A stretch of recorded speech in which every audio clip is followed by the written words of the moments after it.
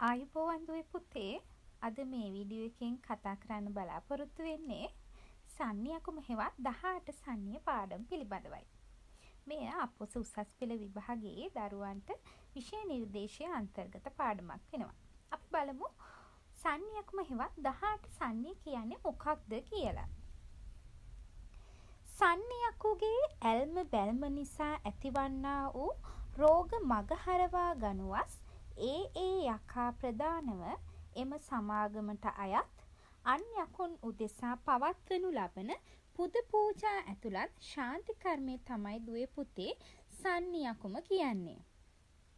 මෙහිදී උගුර වනවීම, උගුරේ සෙම් ගෙඩි හට ගැනීම, සන්ධිපත් රිදීම, ඇස් රක්ත වර්ණ වීම, අත්පා කොරවීම, උණ ගැනී වෙවුලීම, පිළිකා ඇතිවීම, බඩේ රෝග, ඇඟේ ගඩු නැගීම, ඔල්මාද තත්වය, ඇස්කන් දුර්වල වීම ආදී කොටගත් කායික මානසික රෝග සන්නි රෝග ලෙස අපි ගනු ලබනවා.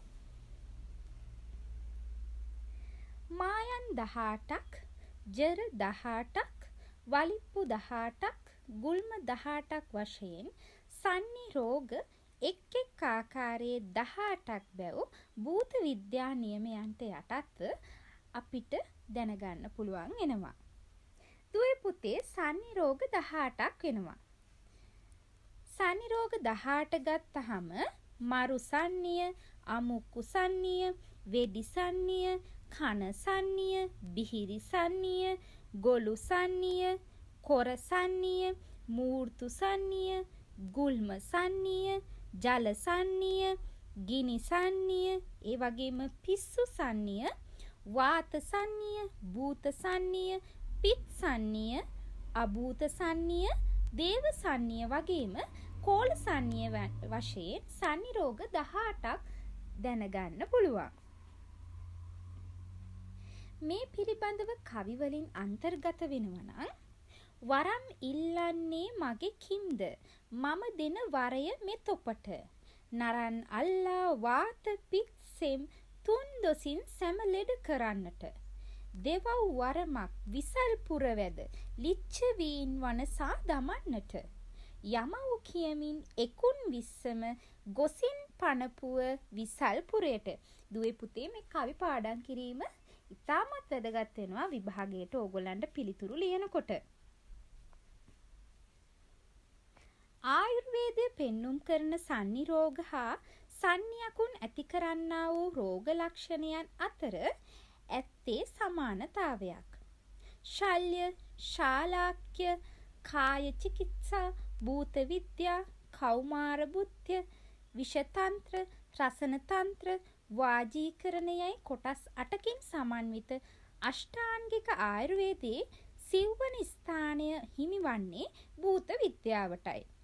එතකොට දුවේ පුතේ මෙන්න මේ අෂ්ටාංගික ආයුර්වේදයේ සිව්වන ස්ථානයේ හිමිවන භූත විද්‍යාවට තමයි මෙන්න මේ අපිට මේ නියමිත සන්නි අකුන් කියන්නේ සන්නි රෝග නිවාරණය කියන කොටස අයත් වෙන්නේ.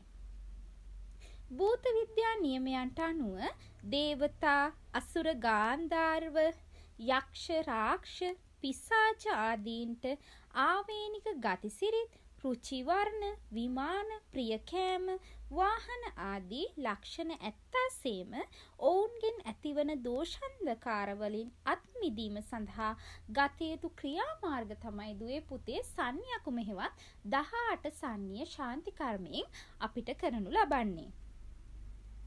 ඒ වගේම තමයි සන්නි රෝග හටගත් දැනගත්තට පස්සේ තෝරා බේරාගත නොහැකි වන අවස්ථාවකදී පේ බතක් උයලා පෙන්눔 කරන ආකාරයට සන්නි රෝග ඇති බව සනාථ කර නිශ්චය කර ඒ සන්නි රෝගයට අදාළ පිළියම් තමයි මේ ශාන්ති කර්මයෙන් කරනු ලබන්නේ.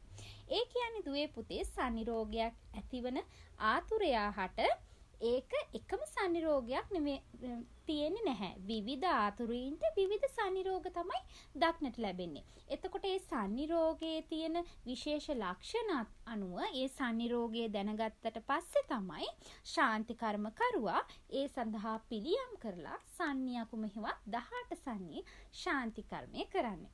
දුවේ පුතේ මේ වීඩියෝ එකෙන් අපි කතා කරේ සන්නි අකුම හැඳින්වීම පිළිබඳවයි. ආයිබෝවන්.